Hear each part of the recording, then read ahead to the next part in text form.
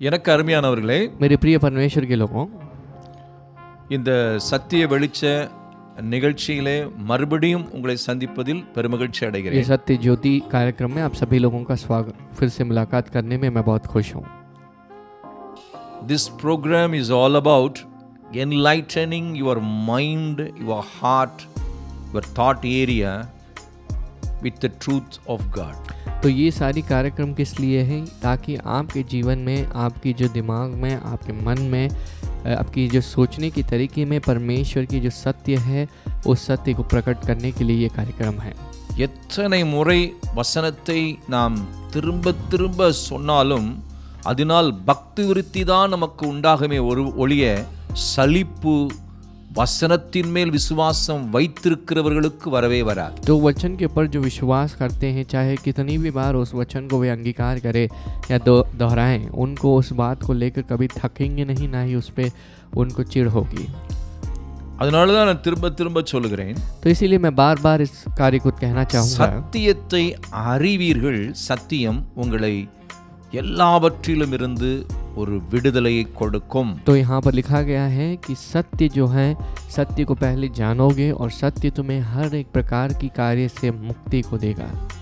ஆகவேதான் அந்த சத்தியத்தை அறியும் பொழுதுதான் நம்ம அந்த சத்தியத்தின் வெளிச்சத்திலே நாம் நடக்க முடியும். तब जब हम सत्य के बारे में समझते हैं और जब जानेंगे, तब उस सत्य की रोशनी में हम चल पाएंगे। அந்த ஒரு அற்புதம் நடக்கிற ஒரு நிகழ்ச்சி தான் இந்த ப்ரோக்ராம். अब इस तरह की चमत्कार जो है इस कार्यक्रम के द्वारा घटेगी। நீங்கள் விசுவாசித்து நீங்கள் இதை கேட்டு இதை தியானிப்பீர்களானால் நிச்சயம் 100% you will receive your blessing. अगर आप इस कार्यक्रम में जो कहा गया है उसे आप विश्वास करोगे और उस पर आप उसके अनुसार काम करने लगोगे, तो निश्चित 100% आप जो है इसके प्रतिफल को पाओगे। இன்றைக்கு கிறிஸ்தவத்துக்கும் ஒவ்வொரு மனிதனுக்கும் ஒரு முக்கியமான ஒரு காரியத்தை இன்றையிலிருந்து நான் விளக்கி போதிக்க போகிறேன். तो आज से मैं मसीह धर्म को और मसीहों के लिए मुख्य तौर से बहुत मुख्य रूप से कार्य की ज़रूरत है, उन चीज़ों के बारे में मैं आज से उपदेश देने लगूंगा। ஆகவே தயாராகுங்கள், तो इसीलिए तैयार हो जाएंगे, ஜெபம் பண்ணுவோம். प्रार्थना करेंगे। எங்கள் அன்புள்ள ஆண்டவரே, हमारे प्रिय पिता, நீர் எங்களுக்கு சத்தியத்தை விளக்கி சொல்லுவீராக. परमेश्वर आप हमें सत्य को समझाइए। நீர் ஒருவர் மாத்திரமே சத்திய ஆவியானவர். परमेश्वर आप केवल सत्य की आत्मा है। எங்களுக்கு நீர் சத்தியத்தை தெளிவுபடுத்தும் பொழுது परमेश्वर जब आप हमें सत्य को प्रकट करेंगे या समझाएंगे, எங்கள் வாழ்க்கையிலே எல்லா அற்புதங்களும் விடுதலைகளும் தானாய் வரும். हमारी जिंदगी में सभी प्रकार के चमत्कार और छुटकारा जो है अपने आप आता है। ஆகவே இந்த நிகழ்ச்சிகள் इसलिए ये कार्यक्रम பல ஆயிரங்களுக்கு போய் சேருவதாக, बहुत हजारों में जाके मिले, சத்தியத்தை பல லட்சங்கள் கேட்பார்களாக, सत्य को बहुत लाखों में लोग देखें, உலகம் முழுவதிலும் இருக்கிறவர்கள் பார்ப்பார்களாக, दुनिया में जितने भी लोग हैं वे सभी देखें। இதுவரைக்கும் பார்த்து கொண்டிருக்கிறவர்கள் இனி பார்க்க போகிறவர்கள் எல்லாருக்காகவும் வேண்டிக் கொள்ளுகிறேன். परमेश्वर अब तक जो देख रहे हैं और जो देखने वाले हैं, उन सभी लोगों के लिए मैं विनती करता हूँ, பெரிய டிரான்ஸ்ஃபர்மேஷன் வருவதாக परमेश्वर एक बहुत बड़ी बदलावट यहाँ पर आए। இயேசுவின் நாமத்தில் பிதாவே, यीशु के नाम में पिता, ஆமென். आमेन। தாய் போல தேற்றி தந்தை போல ஆற்றி தோள் மீது சுமந்திடும் என் இயேசையா. தாய் போல தேற்றி தந்தை போல ஆற்றி தோள் மீது சுமந்திடும் என் இயேசையா. உம்மை போல புரிந்து கொள்ள யாரும் இல்லை, உம்மை போல அரவணைக்க யாரும் இல்லை, உம்மை போல புரிந்து கொள்ள யாரும் இல்லை, உம்மை போல அரவணைக்க யாரும் இல்லை. நீர் போதும் என் வாழ்விலே இயேசையா, நீர் போதும் என் வாழ்விலே. மலை போல துன்பம் என்னை சூழும் போது அதை பனி போல உருகிட செய்பவரே. மலை போல துன்பம் என்னை சூழும் போது அதை பனி போல உருகிட செய்பவரே. கண்மணி போல என்னை காப்பவரே. உள்ளங்கையில் புரிந்தென்னை நினைப்பவரே, கண்மணி போல் என்னை காப்பவரே, உள்ளங்கையில் புரிந்தென்னை நினைப்பவரே, நீர் போதும் என் வாழ்விலே, ஏசையா நீர் போதும் என் வாழ்விலே.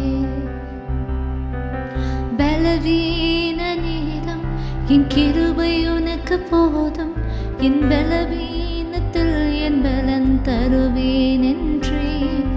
பலவீன நேரம் என் கிருபை உனக்கு போதும், உன் பலவீனத்தில் என் பலன் தருவேன் என்றே. நிழல் போல என் வாழ்வில் வருபவரே, விலகாமல் துணை நின்று காப்பவரே, நிழல் போல என் வாழ்வில் வருபவரே, விலகாமல் துணை நின்று காப்பவரே, நீர் போதும் என் வாழ்விலே, ஏசையா நீர் போதும் என் வாழ்விலே. ஓ நீர் போதும் என் வாழ்விலே, ஏசையா நீர் போதும் என் வாழ்விலே. தாய் போல பாசம், தந்தை போல நேசம், ஒரு தோழன் போல புரிந்து கொண்ட என் ஏசையா.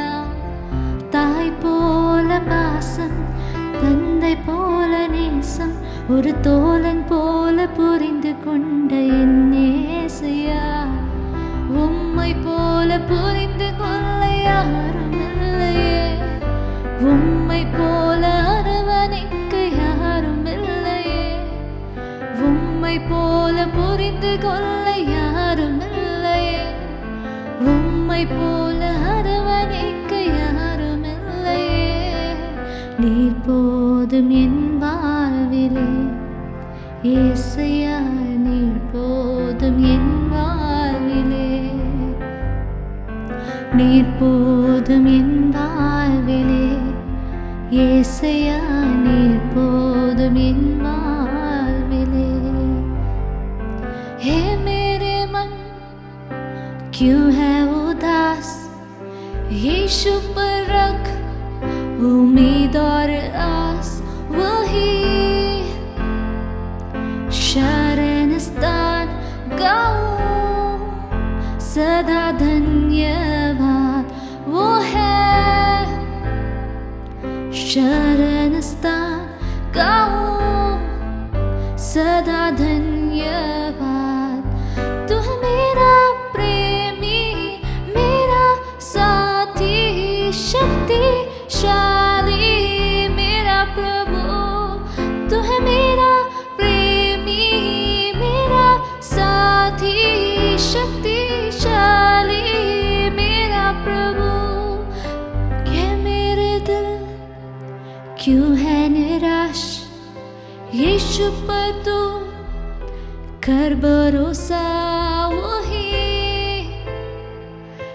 आएगा तुझे हो ले जाएगा, वही आएगा तुझे हो ले जाएगा.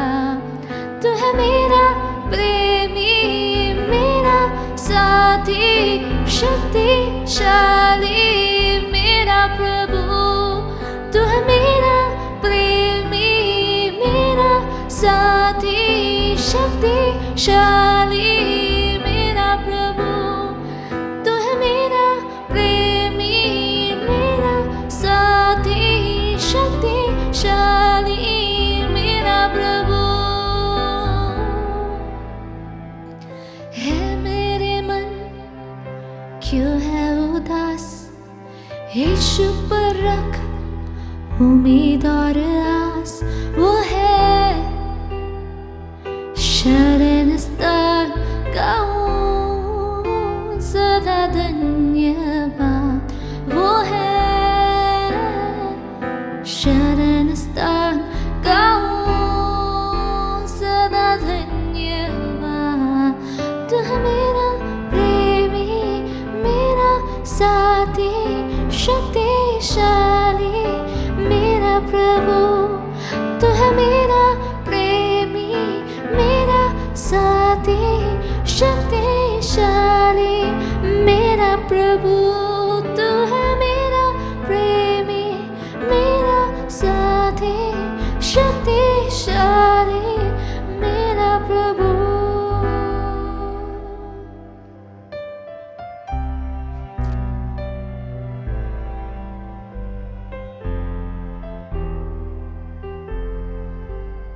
எனக்கு அருமையானவர்களே, मेरे प्रिय परमेश्वर के लोगों, இந்த நாளிலே इस दिन में நான் ஏற்கனவே பைபிள் ஸ்டடியில் எடுத்து வருகிற எபிசோடினுடைய தொடர்ச்சி தான். तो पहले से जो मैं बाइबल स्टडी में आपको सिखा रहा हूँ उसकी लगातार कंटिन्यूएशन में ही सिखाऊंगा। நான் போன வாரம் புதன்கிழமை சொன்னேன், मैंने पिछले हफ्ते बुधवार को कहा ரெண்டு முக்கியமான காரியங்கள் மனிதனை ஆளுகை செய்கிறது. तो दो प्रधान तरीके से दो चीज़ें जो हैं इंसान के ऊपर अधिकार करती हैं। அந்த ரெண்டு காரியத்திலிருந்து மனிதன் விடுதலை பெற்று நித்திய வாழ்வை வாழ வேண்டும் என்பதற்காகத்தான் இயேசு பூமிக்கு வந்து சிலுவையிலே மரித்து உயிர்த்தெழுந்தார். दो चीज़ों से मुक्ति को पाए और वह अधिकारी बने, इसलिए यीशु मसीह यहाँ दुनिया में उनका जन्म हुआ और जीकर क्रूस में कुर्बान हुए। அதை நீங்கள் முதலாவது ஒவ்வொரு மனிதனும் ஒவ்வொருவரும் அறிந்து கொள்ள வேண்டும். पहले इस बात को हर एक इंसान को समझना है। அது என்ன? वो क्या है? ஒன்று पहली बात பாவம், पाप, இரண்டாவது दूसरी बात அந்த பாவத்தின் சம்பளமாகிய தண்டனையாகிய மரணம். उस पाप की जो मजदूरी है यानी जो अंतिम परिणाम वह मृत्यु जो है। நீங்க அதைத்தான் ரோமர்ல நீங்கள் படிக்கிறோம். उसी बात को हम रोमियो में पढ़ते ரோமர் हैं। 6 அதிகாரம் 23 वचनத்திலே அது சொல்லப்பட்டிருக்கு. रोमियो के 6वें अध्याय में 33वें पद में कहा गया है, பாவத்தின் சம்பளம் மரணம், पाप की मजदूरी मृत्यु है, ஆனால் தேவனுடைய கிருபை வரமோ நம்முடைய கர்த்தராகிய இயேசு கிறிஸ்துவினால் உண்டாகும் நித்திய ஜீவன். ये परमेश्वर की जो वरदान है वह यीशु मसीह के द्वारा होने वाली वह जीवन है। அப்ப மனிதனுக்கு முன்பதாக इंसान के पहले है ரெண்டு சத்தியத்தை வேதம் நமக்கு முன்பதாக வைக்கிறது. तो हमारे सामने बाइबल दो प्रकार की सत्य को आगे रखती है। பாவத்திலிருந்து விடுதலை பெறாமல் மரணத்துக்குள் நீ போக போறாயா மனிதனே? तो यहाँ पर सवाल उठता है कि परमेश्वर सवाल पूछते हैं, क्या इंसान तू पाप में रहकर मुक्ति को पाए बिना उसकी मजदूरी मृत्यु में जाने वाला है?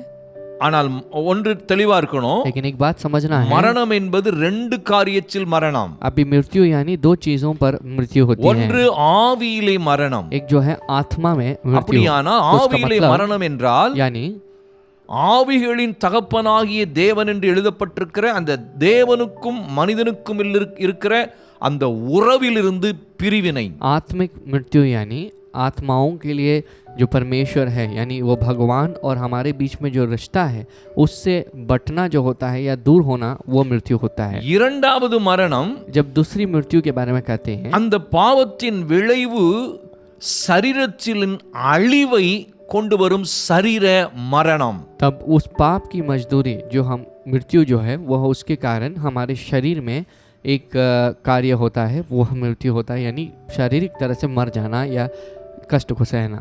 அது கடைசியிலே நித்திய மரணம் என்று இரண்டாம் மரணம் என்று சொல்லுகிற வெளிப்படுத்தின விசேஷத்தில் சொல்லப்பட்டிருக்கிற அந்த நித்திய ஆக்கினையாகிய நரக தண்டனை என்று சொல்லப்பட்டிருக்கிறது. तब आखिर में हम देख सकते हैं कि और एक मृत्यु के बारे में लिखा गया है जो अनंत काल के लिए दंड दिया जाएगा, प्रकाशित वाक्यों में उसके अनुसार वो चले जाता है। அப்படி பாவத்தின் சம்பளமாகிய மரணம் ரெண்டு விதங்களிலே செயல்படுமானால், अगर पाप की मजदूरी मृत्यु जो है वह दो तरीके से काम कर सकती है, तो இயேசு கிறிஸ்துவை நாம் ஏற்றுக்கொண்ட பிறகு, यीशु मसीह को ग्रहण करने के बाद, இங்க சொல்லப்பட்டிருக்க தேவனுடைய கிருபை வரமோ நம்முடைய கர்த்தராகிய இயேசு கிறிஸ்துவினால் உண்டான நித்திய ஜீவன் என்று எழுதப்பட்டிருக்கிறது. लिखा गया है परंतु परमेश्वर का वरदान हमारे प्रभु यीशु मसीह में अनंत जीवन है। அப்போ மரணத்துக்கு ஆப்போசிட் என்னது? நித்திய ஜீவன். क्या लिखा गया है? मृत्यु के लिए जो विरोध में है वह अनंत जीवन है। அப்ப நித்திய ஜீவன் என்ன? अब अनंत जीवन यानी क्या? ஆவியிலும் நித்திய ஜீவன், आत्मा में भी अनंत जीवन சரீரத்திலும் நித்திய ஜீவன், और शरीर में भी अनंत जीवन। மரணம் மட்டும் எப்படி ஆவியில மட்டும் உண்டாகி சரீரத்தில் வராம வருகிறதோ அதே போலதான் நித்திய ஜீவனும் ஆவியிலும் வரும் சரீரத்திலும் वரும்। तब उसी तरह ही जैसे मृत्यु जो है आत्मिक मृत्यु को भी लाती है और शारीरिक मृत्यु को भी लाती है, उसी तरह अनंत जीवन जो है अनंत जीवन को आत्मा में भी लाएगी और हमारे शरीर में भी लाएगी। அப்போ இதை ரெண்டு நிறைய கிறிஸ்தவர்கள் இதை ஒத்துக்கொள்வதில்லை. अब ये बहुत मसीही जो है इस बात को मानते नहीं। மரணத்தை மட்டும் ஆவியிலே உண்டு சரீரத்திலே உண்டு ஆவியில கிடையாதுன்னு சொல்றோம் இயேசு ஏற்றுக்கொண்ட பிறகு। यीशु मसीह को कहने के बाद हम कहते हैं कि हमारे आत्मा में मृत्यु नहीं होगी लेकिन हमारे शरीर में मृत्यु होगा। அப்படியானால் நித்திய ஜீவனும் சரீரத்துக்கு வரணுமே, எப்படி வராம போச்சு?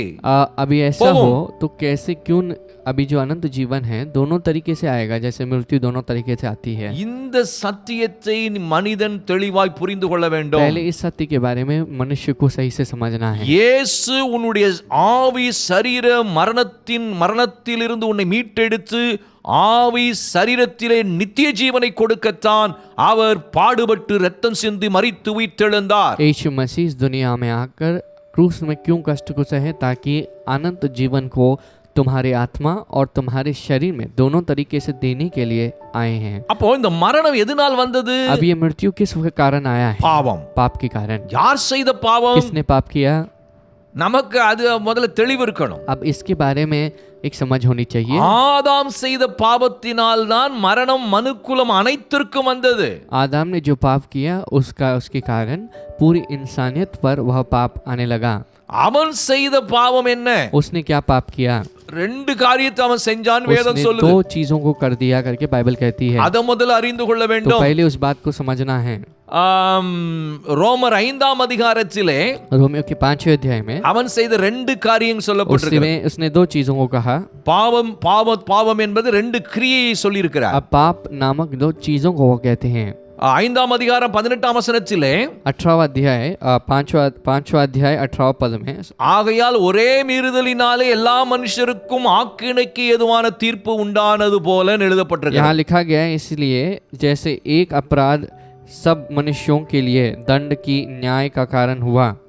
ஒரே மனுஷனுடைய மீறுதல், यहाँ पर लिखा गया है एक इंसान के अपराध की वजह से। அவன் யாரு? वह कौन है? அவன்தான் முதல் மனிதன் ஆதாம். जो है पहला इंसान। அதுதான் 12ஆம் வசனத்துல சொல்லி இருக்குது. इसी बात को 12वें पद में कहा गया है। இப்படியாக ஒரே மனுஷனாலே பாவமும் பாவத்தினாலே மரணமும் உலகத்தில் பிரவேசித்தது. ஒரே மனிதனுடைய பாவத்தினால தான் மரணம் உள்ள வந்துச்சு, பாவம் வந்துச்சு. इसीलिए जैसे एक मनुष्य के द्वारा पाप जगत में आया और पाप के द्वारा मृत्यु आई।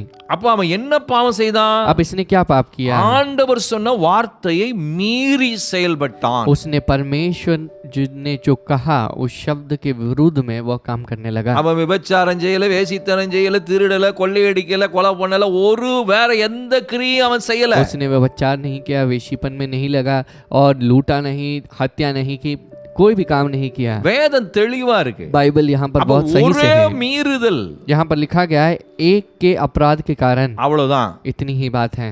இதுலயே நம்ம புரிஞ்சுக்கொள்ளணும். तब इस बात से हमें समझना பாவம் है என்றால் என்னன்னு पाप புரிஞ்சுக்கணும். यानी क्या है। நான் போன வாரம் சொன்னேன், मैंने कहा பாவம் என்றால் என்னன்னு தெளிவு கிறிஸ்தவர்களுக்கு கிடையாது. पाप यानी पाप की समझ बहुत लोगों को नहीं है। உலகத்திலே தண்ணி அடிக்கிறவன் தான் உலகத்திலே பெரிய பாவின்னு சொல்லி அதை தான் கங்கணம் கட்டிட்டு அதிலேயே பாடிட்டு இருக்காங்க. तो लोग जो है दुनिया में जो दारू पीता है, नशे में रहते हैं, वे लोग बहुत बड़े पापी हैं। इसके बारे में बहुत लंबी चढ़ाई ஆனால் करते हैं। இயேசுவை ஏற்றுக்கொண்டவர்கள் வாழ்க்கையில எத்தனை முறை மீறுதல்களிலே வசனத்துக்கு மீறி இருக்கிறார்கள். तब यीशु मसीह के पर जो यीशु मसीह को जो ग्रहण करते हैं उनके जीवन में यीशु की बातों को उन्होंने कितनी बार அப்ப टाला இங்கே है। பாவம் என்பது என்ன?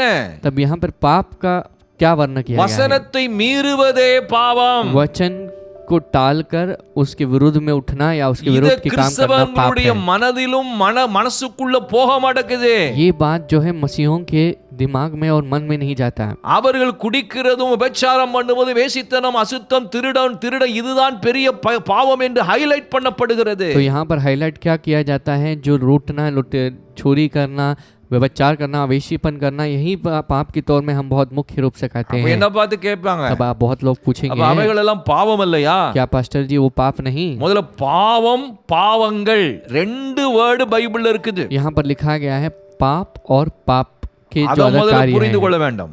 यहाँ पर 2 शब्द लिखा அதுதான் गया சொன்னா है। 12ஆம் வசனத்திலே ஒரு மனுஷனுடைய பாவம் लिखा गया है एक इंसान का अपराध।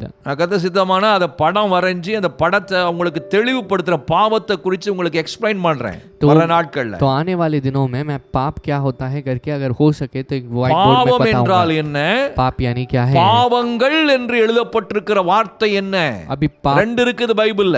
बहुत प्रकार के पाप यानी जो कहा गया है उसका मतलब क्या है? பாவம் என்பது पाप जो होता है कैपिटल SIN सिन।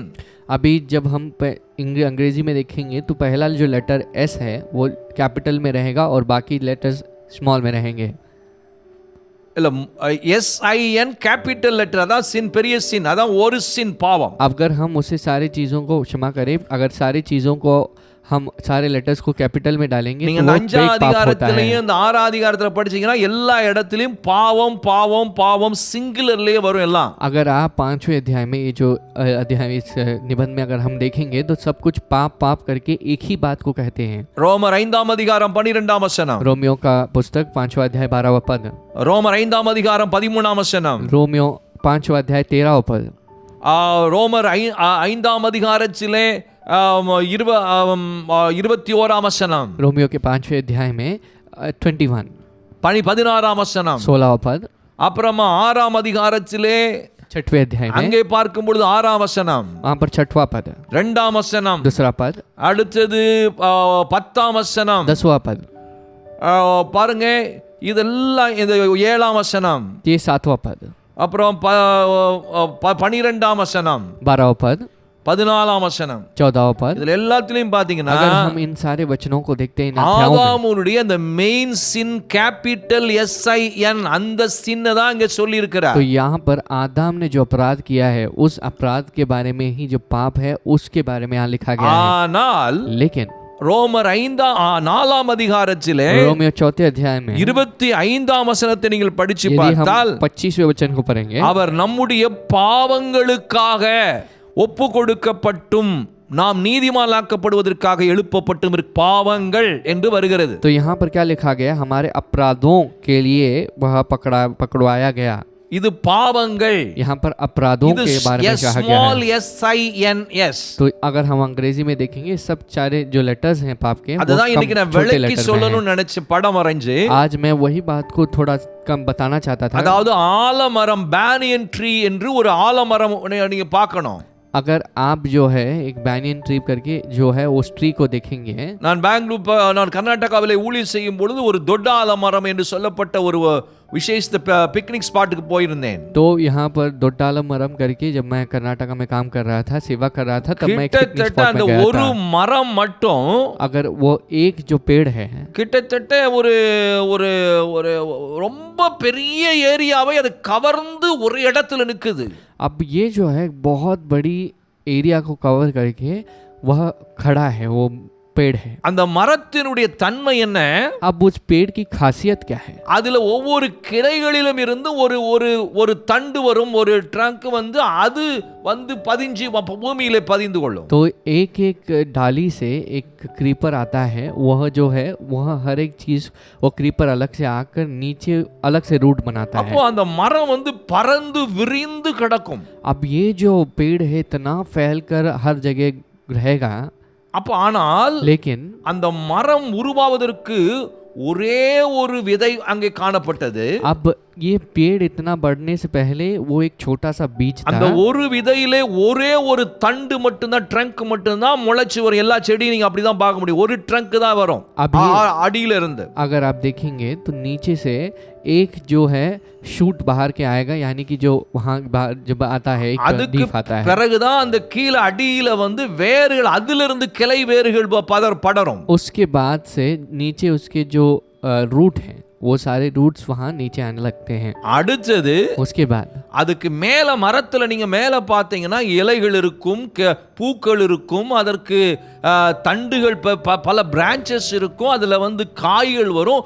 இவ்வளவும் சேர்ந்ததுதான் ஒரு மரம். अभी उसके बाद जब ये शूट बाहर के निकल के आता है, वो ट्रंक बनता है। ट्रंक बनने के बाद वहाँ से पत्ते निकलते हैं, डालियाँ निकलती हैं, फल निकलते हैं, फूल निकलते हैं। ये सब चीज़ें जो हैं एक ही चीज़ से आता है, वो है पेड़ का बीज। அப்படியானால் तब அந்த ஒரு விதை, वह एक बीज, that is the sin, वो बीज पाप है। அந்த விதை அந்த இடத்தில் விழாவிட்டால், अगर वो बीज उस जगह में नहीं गिरता है, இத்தனை பிரான்ச்சஸும் இத்தனை பூக்களும் இத்தனை இலைகளும் அந்த மரத்தில் வருவதற்கு வாய்ப்பில்லை. इतने बड़ी जो है डाली, इतने बड़े फल, इतने बड़े फूल, इतने बड़ी पेड़ को आने की आवश्यकता नहीं थी।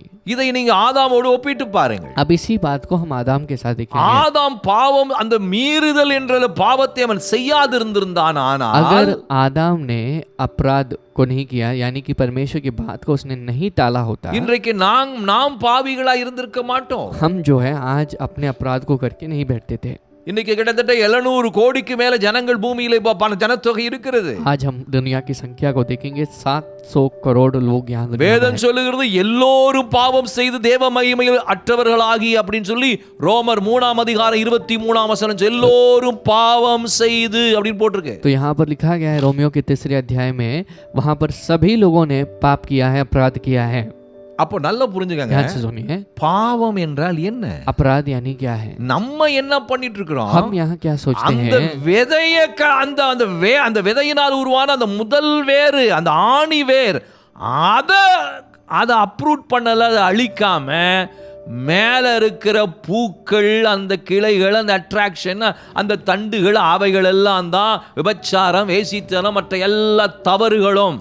तो यहाँ पर मुख्य रूप से उसका जड़ जो है, जब बीज बढ़ के जब गिरता है, उसके बाद जो पहली जड़ निकलती है उसको हटाए बिना हम जो है, जब पेड़ उग जाता है, बढ़ जाता है, ऊपर जो डाली हैं, जो भी फल हैं, उसे काटने की कोशिश करते हैं। इसका मतलब ये है कि जो ऊपर जो आने वाली विचार, ये सब वो पेड़ के समान, जो डाली के समान है, जिसे हम काटने की सोच रहे हैं, लेकिन उसकी जड़ को निकालने की हम सोच नहीं रहे। நான் எத்தனையோ சாட்சிகளை கேட்டிருக்கேன். मैंने कितनी तो बार गवाहियों को सुना है। ஒரு முறை ஒரு குடும்பத்தை ஒரு சாட்சி சொன்னாங்க. एक बार एक परिवार ने इस तरह से गवाही दिया। அந்த ஆளு பயங்கரமான குடிகாரன். वो जो आदमी है बहुत बड़ा दारू पीने वाला आदमी है, எப்போதும் தண்ணியில் தான் वो இருப்பான். हमेशा देखो नशे में रहता है। அவனை பார்த்து கேட்டாங்க, उससे एक बार पूछा, நீ ஏன் இப்போ எப்ப பார்த்தாலும் குடிச்சிட்டே भाई இருக்கிற? तो हमेशा क्यों पीता रहता है? அவன் சொன்னா என்னால முடியல, वो कहता है कि मुझसे नहीं हो அதை पाता। விடுறதுக்கு என்னால முடியல. मैं छोड़ने की कोशिश करता हूँ, நான் लेकिन எவ்வளவோ मुझसे नहीं முயற்சி होता। பண்ணேன், मैंने बहुत प्रयत्न किए, ஆனா I am not able to लेकिन मैं லீவ் தட். उसको छोड़ नहीं पा रहा हूँ। ஆனா அவனுடைய மனைவி, लेकिन उसकी पत्नी, குடும்பம் தரித்திரம், उसकी ஏன்னா कंगालपन में है पाप। பாவம் ஒரு தவறு, எந்த ஒரு காரியம் வந்துட்டாலும் அது குடும்பத்தை, எல்லாருடைய வாழ்க்கையை அது பாதிக்கும். अब कोई भी पाप या कोई भी कार्य जब परिवार में आता है, वह परिवार के हर एक सत्य को, हर एक सदस्य को हानि पहुंचाता है। அதுதான் அந்த பாவத்தினுடைய இம்பாக்டிங், அந்த ஸ்ட்ரென்த், அந்த பவர். अभी ये जो पाप की जो शक्ति है, அப்போ तब देखिए என்ன பண்றது? क्या करेंगे। இந்த அம்மா எவ்வளவோ ஜெபம் பண்ணி பார்த்தாங்க. अब इस माँ ने बहुत प्रार्थना करके देख लिया, ஆனா எப்போதும் விடாம கணவனுக்காக ஜெபம் பண்றாங்க. हमेशा जो है बिना रुके वो अपने पत्नी के लिए எவ்வளவோ प्रार्थना करती है। நல்லவங்களை வச்சு அறிவுரை சொல்லி பார்த்தாச்சு, என்ன சொல்லி பார்த்தாச்சு, ஒண்ணு விட்ட பாடு இல்ல. अब बहुत अच्छे लोगों को बुलाकर उसको समझाने की कोशिश की, लेकिन कुछ ஆனா हो இந்த नहीं அம்மா रहा था। ஆண்டவருக்குள்ள நல்ல பக்தியா இருந்து எப்படியாவது ஒரு நாள் என் கணவன் திருந்துவான்னு ஜெபம் பண்ணிட்டே இருக்காங்க. अभी ये जो माँ है बहुत भक्ति के साथ रहकर कैसे तो उम्मीद के साथ ही एक दिन सुधरेगा। ஒரு நாள் एक दिन இந்த அம்மா ஒரு ஜெப கூட்டத்துக்கு வழக்கமா போவாங்க. अभी ये जो माँ है एक प्रार्थना की मंडली में जाती है हमेशा। ஈவன் குடிக்க போனவன் குடிக்கிறதுக்கு காசு எல்லாம் தேடினான். अब ये जो बंदा है पीने के लिए पैसा ढूंढ रहा வீட்ல था, ஒண்ணும் காசு கிடைக்கல. घर में कुछ मिला नहीं। திடீரென்று अचानक அவனுக்குள்ள ஒரு எண்ணம் से வந்தது. उसके अंदर एक सोच आई। நம்ம மனைவி அந்த ஜெப கூட்டத்துக்கு போயிருப்பா, अभी हमारी पत्नी तो उस प्रार्थना की मंडली में गई होगी, அங்க போய் காசு வாங்கிட்டு போவோம் हम जाएंगे उधर और पैसा लेके जाएंगे। என்று காசு வாங்க போனான். वहां पर वो प्रार्थना में என்ன पैसा வேடிக்கை लेने என்று के लिए பாருங்கள். जा रहा है। காசு வாங்க போனான். अब अपनी पत्नी से पैसा लेने उधर मीटिंग में அங்க जाता है, ஏகப்பட்ட கூட்டம். वहां पर इतनी झुंड है, இவன மனைவியை கண்டுபிடிக்க वो முடியவில்லை. अपनी पत्नी को ढूंढ नहीं पा रहा। ஆகவே மனைவி வர்ற வரைக்கும் இந்த கூட்டத்தில் கடைசியில் உட்கார்ந்து கொள்ளும் என்று உட்கார்ந்து கொண்டான். तब इसने क्या सोचा, ठीक है कोई बात नहीं, पत्नी के आने तक मैं बैठ जाता हूँ। அவனும் முடிஞ்ச அளவு அந்த பாட்டு செய்தி எல்லாம் கேட்டு கொண்டு अब जितना हो सके उसने संदेश को सुन लिया और आराधना को देख रहा था। தேவனுடைய வார்த்தையை கேட்க கேட்க जैसे ही वो परमेश्वर के शब्द को सुनने लगा, ஆண்டவர் கிரியை செய்ய ஆரம்பித்தார். परमेश्वर उसकी जिंदगी में काम करने लगे, அவன் வாழ்க்கையை தொட ஆரம்பித்தார். उसकी जिंदगी को छूने लगे। பாருங்கள், வசனத்தை விதை என்று வேதம் சொல்லுகிறது. वचन को बीज के तौर में कहती है। வசனம் செய்யக்கூடாத ஒரு சக்தி வாய்ந்த ஒரு செயல் என்று இந்த உலகத்தில் ஹோல் யூனிவர்ஸ்லயும் ஒன்றுமே கிடையாது. वचन से नामुमकिन कार्य कुछ नहीं है दुनिया में। சரி, கவனியுங்கள், ध्यान से सुनिए, நல்லா பாருங்க. देखिए இவன் கேட்டுக்கொண்டே இருந்தான். ये जो है बंदा सुन ही रहा था, தன்னை அறியாமலே அழ वो ஆரம்பித்தான். अपने अनजानी में वो रोने लगा, ஆண்டவர் அவனை தொட ஆரம்பித்தார். वह परमेश्वर उसको छूने लगे। அவன் தேம்பி தேம்பி அழுகிறான். वो जो है बहुत रो रहा है, அவனால் கண்ட்ரோல் பண்ணவே वो अपने முடியவில்லை. रोने को रोक नहीं पा रहा, அழுது அழுது रो कर அவனையும் அறியாமல் अनजानी में அந்த கூட்டத்தின் முன்பகுதிக்கு ஓடினான். वह जो है उस मंडली के या उस मीटिंग के आगे चले जाता है। எல்லாரும் போய் ஆண்டவருக்கு தங்களை ஒப்பு கொடுக்கும் பொழுது सभी लोग जब परमेश्वर के लिए अपनी जिंदगी देते இவனும் हैं, அங்கே போய் ये भी उधर जाता है, இயேசுவுக்கு தன் यीशु வாழ்க்கையை के ஒப்பு लिए கொடுத்தான். अपनी जिंदगी को दे देता है। அவ்வளவுதான். उतना ही அந்த நொடி பொழுதிலே उसी वक्त में அவனுக்குள் இருந்த उसके अंदर அந்த குடிக்கிற அந்த எண்ணமே उसके अंदर जो पीने की जो सोच புடுங்கி थी எறியப்பட்டது. वो उखाड़ कर निकाली गई। அதுக்கு பிறகு வீட்டுக்கு வந்துட்டான். वो वापस घर आ जाता है, ரொம்ப சந்தோஷத்தோட बहुत இருக்கிறான். खुशी के साथ है। குடிச்சு Dress எல்லாம் போட்டான். वो जो है नहा कर பாருங்க, அது अच्छे कपड़े வரைக்கும் पहनता है, அழுக்கு Dress தான் போடுவான். तब तक वो गंदे कपड़ों को पहनता ஸ்டைலே है। மாறுது. अब उसका पूरा जिंदगी ஒரு बदल जाता है। மனுஷனுக்குள்ள இயேசு வந்துட்டா जब एक इंसान के अंदर यीशु அவன் आते हैं, வாழ்க்கை தலையில उसका जिंदगी जो है सिर के बल நீ बदल ஒரு जाता है। மனுஷனை மாத்தணும்னு நினைச்சேன்னா जब आप सोचोगे कि आप एक இன்னைக்கு इंसान को நிறைய बदलना பேர் चाहेंगे, நாம் தான் மத்தவங்களை மாற்ற நினைச்சுக்கிட்டு இருக்கிறோம். आज बहुत लोग हम दूसरों को बदलना चाहते हैं। அத குறித்து நான் எப்படி अब इसके மாத்த बारे में- எப்படி பாவத்தை போக்குறது அதெல்லாம் தெரியணும் உங்களுக்கு. अब इसके बारे में நான் हमने ஏன் बहुत இதை सोचा சொல்ல है। வந்தேன்னா मैं ये क्यों कहने के लिए आ அதுக்கு பிறகு रहा அவன் हूँ, சாட்சி சொல்லும்போது சொல்றான், जब अगली बार जब वो சில गवाही कहने के लिए வருஷங்களுக்கு कहता பிறகே है, சொல்றான், सालों के बाद कहता है, எனக்கு குடிக்கணும்ங்கிற அந்த எண்ணம் கூட வர்றது இல்ல.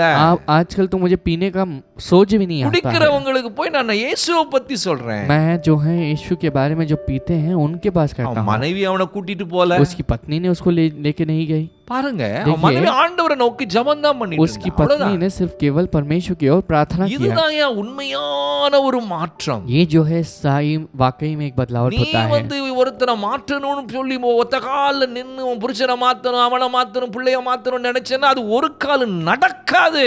तो यदि You are not a God. अगर आप बोलेंगे कि हाँ मैं एक ही जगह रहूंगा और मैं बदलने के लिए पूरी कोशिश करूंगा उनको, तो तुम भगवान नहीं हो बदलने के लिए। The only one thing you can do is only you can plead, you can intercede for everyone who's love, those who you want to be changed. तो आप जो है केवल उनके लिए निवेदन और विनती कर सकते हो जिनको आप बदलना चाहते हो, परमेश्वर से कह सकते हो हाँ परमेश्वर उसको बदलना है। அப்போ அதனால तब इसलिए அந்த ஆணி வேறு பாவம், அதுதான் சொல்ல வரேன். वो जड़ जो है वो पाप है। இது குடிக்கிறது, விபச்சாரம் पीना, பண்றது, व्यभिचार இதெல்லாமே அந்த மரத்துல மேல இருக்கிற கிளைகள். अब ये सारी बातें जो हैं ऊपर जो हैं डाली है, जो भी उसके जो ट्रंक हैं, நீ ये सब चीजें மரத்தை हैं। விட்டுட்டு ஆணி வேற விட்டுட்டு விதைய விட்டுட்டு आप बीज और उसके जड़ को छोड़कर நீ மேல இருக்கிறத வெட்டிக்கிட்டு அலையற. बाहर की चीजों को काट रहे हैं। நீ வெட்டன மறுபடியும் அது முளைச்சிரும். अगर आप पेड़ के ऊपर के डाली को काटोगे तो फिर से डाली उग के आ ஆணி जाएगी। வேற காலி பண்ணணும். जब उसका जड़ हम निकाल அது देते हैं, ஆதாமுடைய வித்து நமக்குள்ள இருக்கிறது. आदम का बीज हमारे अंदर है। Because the Bible says we are the seed, mankind, or they are the seed of Abraham. तो हम बता सकते हैं कि यहाँ लिखा गया बाइबल में हम जो है इंसानियत आदम के वंश हैं। அதனால தான் தாவீது பாவம் செய்த பிறகு அவன் சொல்றான், जब दाऊद ने पाप किया तो उसने कहा, அவன் விபச்சார பாவத்தையே செய்த பிறகு அவன் சொல்றான், जब व्यभिचार के पाप को करता है वो कहता है, அவன் வந்து ஒரு அபிஷேகம் பண்ணப்பட்ட ஒரு மனுஷன். अब जो इंसान है वो अभिषेक को पाया हुआ बंदा है, ஆனாலும் விபச்சாரம் பாவம் செய்தான். लेकिन उसने व्यभिचार के उस पाप को ஆனா कर அதுக்கு दिया। பிறகு ஆண்டவர்ட்ட போய் उसके बाद மன்னிப்பு जाके கேக்குறான். क्षमा पूछता है। சங்கீதம் 51 சங்கீதத்துல भजन संहिता பாக்குறோம், 11 पद में அவன் देख என்ன सकते சொல்றான்? हैं। ओके, 51 में के देख என் सकते हैं। தாய் என்னை பாவத்தில் கற்பம் தரித்தாள். तब उसने कहा कि मेरी माता ने मुझे पाप में जन्म दिया है। என் எலும்புகள் அங்கு நான் உருவானதே பாவத்துல தான் உருவாகிறேன். तब वो कहता है कि मैं पाप के कारण ही அப்போ அது बनाया गया சீடே हूँ। பாவம் தான். वो पूरा जो सीड है वो बीज ही पाप है। அது போக்கணும்னு சொன்னா இயேசு ரத்தத்தை தவிர வேற ஒண்ணுக்கு சக்தி अगर கிடையாது. हम इसको दूर हटाना चाहते हैं तो यीशु मसीह के लहू के बिना और कोई चारा அப்ப नहीं। முதல்ல நல்லா புரிஞ்சுக்கணும். तब ध्यान से सुनिए, அப்போ பாவம் ஒரு அந்த சின் ஆதாம் செய்த முதல் பாவம் என்ன? आदम ने पहले पाप को क्या किया? மீறுதல். उसने बात को टाला और विरोध में चला। அதுதான். ये जो बात है அது ரொம்ப கவனிக்கணும். कब इस बात को ध्यान से सुनना है। ட்ரெஸ்பாசிங் சொல்லுவாங்க. उसे कहते हैं कि बात को टालना। அடுத்தது அந்த ரோமர்ல 5 அதிகாரத்துல அந்த 19ஆம் வசனத்தை பாருங்க. आप रोमियो के 5वें अध्याय के 19वें पद को देखिए। அவன் செஞ்ச அந்த பாவம், அந்த ஒரு மனுஷனுடைய பாவம்னு சொல்றத இன்னொரு கிரியை விளக்குறார் तो பாருங்க. और एक क्रिया को यहाँ पर बताते हैं। 19ஆம் வசனம், 19वां पद। ஒரே மனுஷனுடைய கீழ்ப்படியாமையினாலே अनेகர் பாவிகளாக்கப்பட்டாங்க. तो ये लिखा गया है जैसे एक मनुष्य के आज्ञा न मानने से बहुत लोग पापी ठहराए।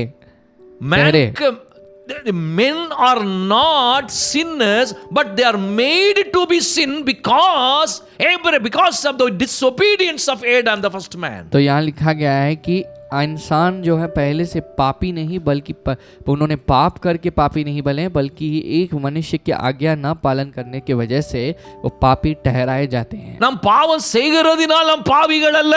हम पाप करते हैं इसलिए पापी नहीं। இன்னைக்கு நிறைய பேர் நீ பாவம் செஞ்சதனால நீ பாவி. நோ, இந்த வசனத்தை கவனிச்சு பாரு. यदि वचन को ध्यान देंगे, we are made to be sin. हम जो हैं यहाँ पर पाप करने के लिए पापी ठहराए गए हैं। அதுதான் உண்மை. ये सच्चाई है। வசனத்தை சரியா वचन படிக்கணும். को सही से அது पढ़ना எதனால है। வந்துச்சு? क्यों ऐसे आया?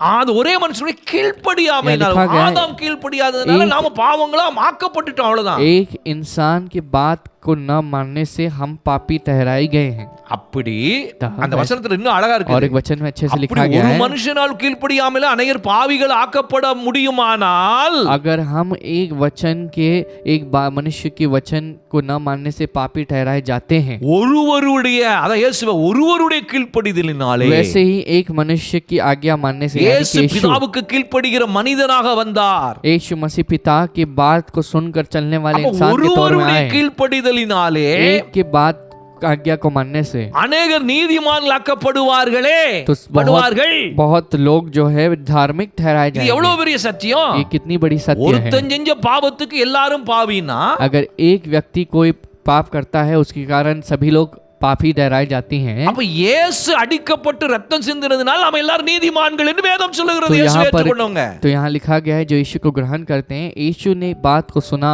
और आज्ञा का पालन किया, इस वजह से हम सब धार्मिक ठहराए जाते நீ हैं। இயேசுவை ஏற்றுக்கொண்ட பிறகு நீ பாவி பாவி பாவின்னு இருந்தா அது உன் தப்பு. நீ வேதத்தை அறியாத ஒரு ஒரு ஒரு அறியாத மலுகாரா அப்படி சொல்லிட்டு எழுதுறேன்னு அர்த்தம். तो यहाँ पर अगर आप यीशु मसीह को ग्रहण करने के बाद पापी पापी कहोगे तो तुमने बाइबल को और यीशु मसीह को नहीं जाना है। ஆதாம் செஞ்ச பாவம் அவ்வளவு இம்பாக்டோடு முழு மனுக்குலத்தையும் பாவத்துக்கு உள்ளாக்கக்கூடிய சக்தி வாய்ந்ததாய் மாறுமானால், अगर आदम ने जो पाप किया वो इम्पैक्ट को करके पूरी इंसानियत पर अपने जो कार्यों को वो प्रकट कर सकता है, तो பாவத்தை போக்குற பலியாக தன் ரத்தத்தையே கரையமாக செலுத்தின அந்த ரத்தத்தின் வல்லமை நம்மை நீதிமான்கள் ஆக்குவது ஏன் முடியாது? எல்லாம் முழு முழு மனுக்குலத்தையும் நீதிமான்களை ஏன் மாற்ற முடியாது? तो पूरी दुनिया को पूरी दुनिया के अपराध और पाप को दूर करने वाली वह बलि के तौर में यीशु जब आए तो क्यों हमें धार्मिक नहीं ठहरा सकते हैं? கொஞ்சம் யோசித்து பாரு. तब इस बात को அப்ப सोचना அந்த है। ஒரு பாவம், एक पाप, நான் நீ பாவத்தை தான் விளக்கிட்டு இருக்கேன். मैं इस पाप को समझा இன்னும் रहा வேற हूँ நிறைய இருக்குது. और बहुत सी இந்த चीजें हैं। பாவத்தை தெளிவா கிறிஸ்தவம் பாவம்னா என்னன்னு தெரிஞ்சிட்டுனா, अगर பாவம் ஒண்ணும் இல்லை என்ற ஒரு ஒரு ஒரு தெளிவு உனக்கு வரணும். तो पहले पाप के बारे में सही समझ को मसीहों के अंदर आना चाहिए, तब पता चलेगा कि पाप तो कुछ नहीं है। அப்பதான் நீ பாவத்தை பெருசாப்படுத்தி பேசுறதை விட்டுட்டு இயேசு ரத்தத்தையும் இயேசு கல்வாரியில பட்ட பாடுகளையும் பெருசுபடுத்தி பேசி கொண்டு போவாய். तो तुम तब जाके यीशु मसीह ने जो लहू बहाया है कलवारी क्रूस में, उस बात को तुम बड़ा चढ़ा के बोलोगे और उस बात को कहकर तुम पाप को घटाओगे। நான் ரட்சிக்கப்பட்ட நிறைய கிறிஸ்தவர்களை பார்த்திருக்கேன். मैंने उद्धार पाए हुए मसीहों को देखा சர்ச்சில है। பாஸ்டர் சொல்லுவார், पास्टर जी कहेंगे சினிமா பார்க்கிறது பாவம். सिनेमा को देखना पाप है। எங்கயா பைபிள்ல இருக்கு? कहाँ पर बाइबल में है? இத சொன்னா நான் என்னையும் கள்ளத்திற்கு சில अगर मैं ऐसे कहूंगा तो मुझे भी जो है गलत भविष्यवक्ताओं में शामिल தெளிவில்லாத करना। கிறிஸ்தவர்கள். गलत जो है जो मसीह सरी। है, ठीक है, நீ சொன்னல आपने तो कहा है அங்க சினிமா பார்க்க மாட்டேங்கிறான். वहाँ सिनेमा नहीं देख रहा है। அவன் சினிமா பார்க்கலன்னு உனக்கு தெரியுமா? वो सिनेमा नहीं देखता है, तुम्हें मालूम है? சரி, அவன் பார்த்துட்டு வந்து திருவிருந்து எடுத்து அவன் எல்லாம் ஆண்டவருக்காக நல்ல நல்ல எல்லாமே செய்யறாங்களே, அப்புறம் அதை எப்படி நீ ஏற்றுக்கொள்வ? ஆண்டவரை ஏற்றுக்கொள்ளும்போது நீ என்ன செய்வ?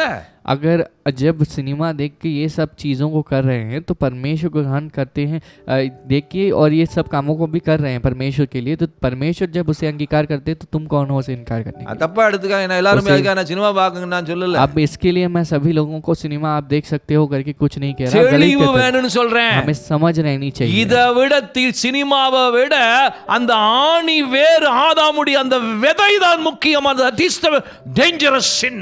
तो मैं यहाँ क्या कहने के लिए आ रहा हूँ कि वो सिनेमा देखने से अधिक पाप जो है वह आदम का बीज का जो जड़ है वो पाप है।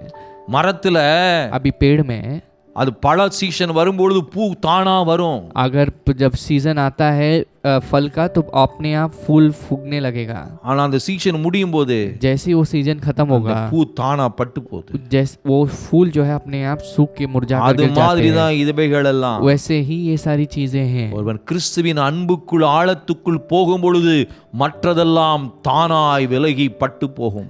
जब एक मसीह के प्रेम की गहराई में जाता है तो बाकी जो भी चीजें हैं उसकी जिंदगी में वह मुरझा कर चली जाती ஆனால் है, ஆணி வேர் இருந்தால் लेकिन उसका जड़ जब रहेगा மறுபடியும் அது கிளைகளை फिर கொண்டு से- வந்து மறுபடியும் பூ பூக்கும் காய் காய்க்கும் ஒருவராலும் அழிக்க முடியாது. तो जब तक वो जड़ नहीं हटेगा, अगर सिर्फ ऊपर के भाग को काटते हैं तो जब सही समय आएगा तो फिर से वो फूल उगेगा और फल देने लगेगा और पाप நான் करने 20 लगेगा। வருஷம் मैं भी 20 साल ஆணி से வேர்ல பார்க்காம मैंने जड़ को देखे बिना பூக்களையும் இலைகளையும் கிளைகளையும் வெட்டுகிற ஊழியக்காரனாகத்தான் 20 ஆண்டுகளுக்கு மேலாக நான் ஓடினேன். तो मैं भी 20 साल के ऊपर यही ऊपर वाले उगने वाले पेड़ डाली फूलों को काटने वाला एक सेवक बना था। ஆனால் அவைகளெல்லாம் ஒன்றும் நம்முடைய நேரங்களையும் நம்முடைய எனர்ஜியையும் வேஸ்ட் பண்ணுகிறது என்பதை சத்தியத்தை ஆழமாய் அறியும் பொழுது புரிந்து கொள்ள जब முடிகிறது. सत्य को जही से समझने लगा तब मैं समझ पाया कि ये सब बातें जो हैं ये सारी चीज़ों को हमारे जो एनर्जी को वेस्ट कर देती है इसे काटते काटते हैं। பெரிய சின் SIN बड़ा सिन जो है எழுதி SIN, காட்டி படம் வரையும் நினைச்சு उसे அடுத்த जब வாரத்துல உங்களுக்கு காட்டுறேன். अगले हफ्ते मैं बताता हूँ இஸ் ஈக்குவல் டு वो जो है ஒன்னு மீறுதல் एक जो है बात को टालना இன்னொன்னு கீழ்ப்படியா. और अधीन न होने वाला स्वभाव। இதான் இந்த ஃபர்ஸ்ட் சின் தான் ये जो மெயின் है சின். मुख्य सिन है। மறுபடியும் மைண்ட்ல फिर வச்சுக்கங்க. से दिमाग में रख அடுத்த வாரம் लीजिए, இதை நான் விளக்கி சொல்றேன். अगले हफ्ते मैं फिर से இந்த समझाऊंगा। பாவத்தை நல்ல விளக்கணும்னு சொல்லி ஆவியானவர் எனக்கு சொல்லி இருக்கிறதுனால கட்டாயம் परमेश्वर की அப்பதான் आत्मा நீ ने मुझे பாவத்தை समझाया, குறித்து பயம் உன்னை விட்டு போகணும். इसीलिए पाप के प्रति डर आपको இன்னைக்கு- निकल के जाना இன்னைக்கு चाहिए। சபையில குற்ற உணர்வோடையே வந்து வந்து வந்து உட்கார்ந்து ஆண்டவருக்காக ஒரு பிரகாசிக்க முடியாம போறது காரணம் இந்த பாவம் பாவம் பாவம் பாவம் அதை பெருசுபடுத்தி பேசினதுதான் காரணம். तो आज जो है मसीहों के कलीसियाओं में जब विश्वासी आते हैं तो वे डर के साथ आते हैं, वे जो है परमेश्वर के लिए चमक नहीं पाते हैं। कारण ये है कि पाप का डर उनके ऊपर हावी है। அப்ப மெயின் சின் पहला मुख्य तरह से पाप क्या அதான் है, பிக் சின் சொல்வேன். बड़ा पाप क्या है, அது वह ரெண்டு ஆரோ அதுல இருந்து ஒன்னு மேல போடு. दो चीजों को आप ले लीजिए ஒன் उसमें। இஸ் ட்ரெஸ்பாஸ் पहला மீறுதல்.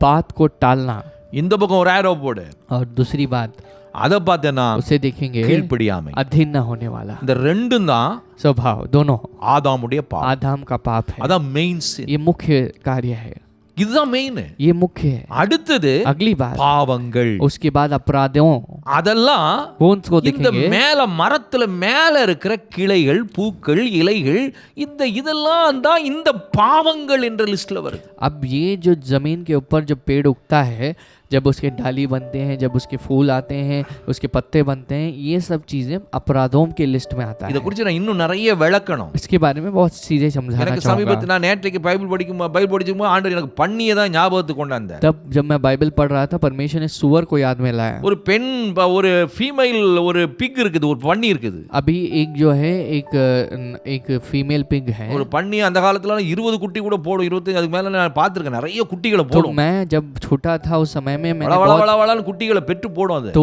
वो जो सुअर है बहुत बच्चों को बने 25-20 बच्चों को डालता रहता அப்போ है। இந்த பாவத்தை விளக்கும் போது ஆண்டவர் அப்படிதான் சொன்னார். तब परमेश्वर ने मुझे ऐसे समझाया, இப்போ அந்த பெண் பன்னி இருக்கு, अभी ये जो फीमेल जो है, फीमेल அதுக்குள்ள पिग, இருந்து அது குட்டி போடும் பொழுது जब वो अपने बच्चों को देती ஒரு है, 25 குட்டி கிடக்கு. वहां पर 25 बच्चे पड़े हैं। அது என்னது? वो क्या है, அதுவும் பன்னிகள் वो தான். भी वो भी सुअर है। ஆனா लेकिन நீ இந்த பன்னிய வச்சுக்கிட்டு இருக்கிற வரைக்கும் जब तक तुम उस माँ को हाथ रखे रहोगे இது இன்னும் 25 குட்டிகளை போடும். और 25 बच्चों को डाल सकती है ये। இப்ப நம்ம என்ன பண்ணிட்டு இருக்கோம்? हम क्या कर रहे हैं, அந்த பிறந்து இருக்கிற அந்த சின்ன சின்ன குட்டிகளை பூரா காலி பண்ணிடுறோம். हम क्या करते हैं, सिर्फ वो 25 जो बच्चे निकल के आए हैं उनको सिर्फ हटाने की कोशिश இந்த कर रहे हैं। பெரிய பன்னியை அப்படியே வச்சு இறை போட்டு சாப்பாடு போட்டு அது வளர்த்துக்கிட்டு இருக்கோம். अब ये बड़ी सुअर को केवल हम क्या कर रहे हैं, खाना दे रहे हैं और उसको बढ़ा रहे हैं। ஏன்னா ஆண்டவர் ரொம்ப நாள் கழிச்சு இந்த நேரத்துக்கு இந்த எக்ஸாம்பிள் கொடுத்த போது எனக்கு ரொம்ப கரெக்டா இருந்துச்சு. அது तब ये एग्जाम्पल को பாவத்தை परमेश्वर ने दिखाया, விளக்குறதுக்கு ரொம்ப கரெக்டா அது बहुत अच्छे எக்ஸாம்பிள் से கரெக்டா இருந்துச்சு. परमेश्वर ने मुझे समझाया இதை ये। நீ போய் இந்த மறுபடியும் திரும்பி நினைச்சு आप பாரு. इसे सोच कर देखिए, ஏன்னா பைபிள்ல பன்னியை பத்தி ரெண்டு காரியம் சொல்லி இருக்குது. यहाँ बाइबल में सुअर के बारे में 2 चीज कहा है। அதனால பன்னிக்கறி சாப்பிடலாம்னு நினைக்கிறேன், சாப்பிட அதை பத்தி ஒன்றும் பிரச்சனை இல்லை. अगर ஆனா பன்னியை பத்தி ரெண்டு விஷயம் சொல்லி இருக்கு. लिए यहाँ पर 2 चीजों के बारे में कहा गया है। ஒன்னு இப்ப பிசாசுகள்லாம் பன்னிக்குள்ள போகிறதுக்கு இன்ட்ரெஸ்டா ஆண்டவர்கிட்டயே ஜெபம் பண்ணி கேட்டு பன்னிகளுக்குள்ள போச்சு. तो परमेश्वर जो शैतान जो है परमेश्वर से विनती करते हैं बहुत इंटरेस्ट के साथ, मुझे सुअर के अंदर जाना है करके आज्ञा मतलब यानी उन्होंने विनती करके वहाँ पर गए। பைபிள்லயே பிசாசு ஜெபத்தை கேட்டதுக்கு ஒரே இந்த ஒரு ஜெபம் தான் கேட்கப்பட்டுச்சு. तो यहाँ पर सिर्फ शैतान की एक प्रार्थना को परमेश्वर ने सुना है। சரி, அடுத்தது பண்ணி என்ன? उसके बाद यहाँ पर परमेश्वर का क्या है?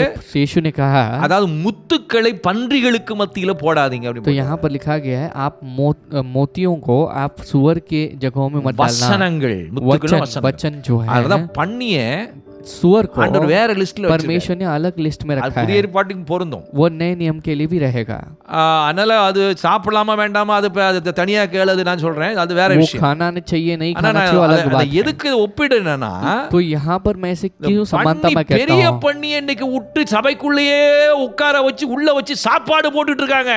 आज कलीसिया में लोग क्या कर रहे हैं? इस बड़ी सुअर को पाल रहे हैं और इसको खाना देकर बढ़ा रहे हैं। ஆனா लेकिन எல்லா இடங்களிலும் எல்லா சபைகளிலும் அந்த குட்டி அது ஓட்ட குட்டிகளை போட்டு கொன்று குவித்து கொண்டு முடிஞ்சு போச்சு அதையே அது மறுபடி குட்டி போடுது, மறுபடி கொலை பண்ற, மறுபடி குட்டி போடுது, இப்படித்தான் ஓடிட்டு இருக்கு கிறிஸ்தவம்। तो वो जो बच्चे जब आते हैं उसको हटा देते हैं और कहते हैं हाँ सब कुछ ठीक हो गया है। तो जब फिर से वो बड़ी सुअर जब अपने बच्चों को डालेगी तो हम कहेंगे फिर से पाप आ गया, तो फिर से मुझे हटाना है। காரணம் என்ன? क्या वजह है?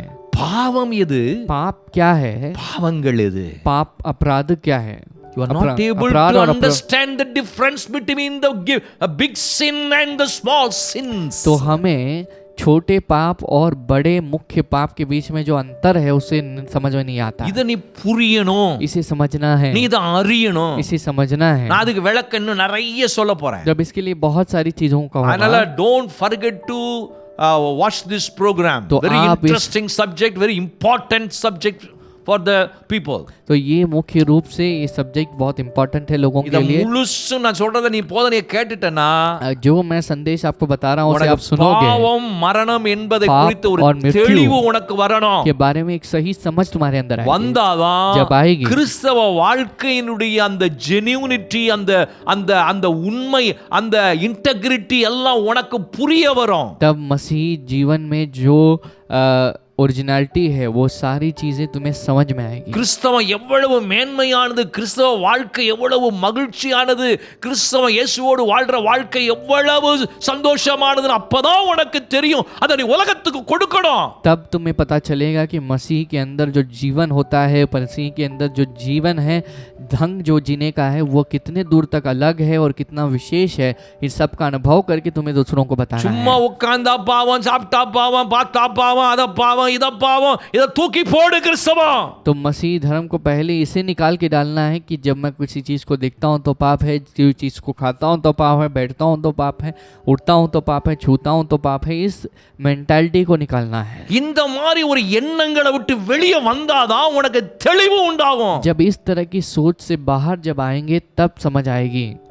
அடுத்த வாரத்துல பாவங்கள் இதெல்லாம் பார்க்க போறோம்। अब अगले हफ्ते अपराधों के बारे में हम देखेंगे। இந்த மீறுதல் கீழ்ப்படியாம அத குறித்து கூட எக்ஸ்பிளைன் பண்ணணும்। अभी हमें ये जो बात को टालना, आज्ञा का पालन न करना, அடுத்து इसका இன்னொரு பகுதி explanation இருக்குது। करेंगे। और एक भाग है மாம்சத்தின் கிரியைகள்। अभी शारीरिक क्रियाएं करके अलग है, அதையும் वो भी எல்லாத்தையும் போட்டு குழப்பிட்டு கிடக்கிறது இன்னைக்கு கிறிஸ்தவம்। आज मसीह जो है इन तीनों बातों को उलझा रहे हैं। எதை எடுத்தாலும் பாவம், हर चीज को लेते ही पाप है। எங்கதான் இத கத்துக்கிட்டாங்களோ புரியல நமக்கு। अब ये बात को उन्होंने कहां से सीखा पता ஏன் नहीं। தெரியுமா?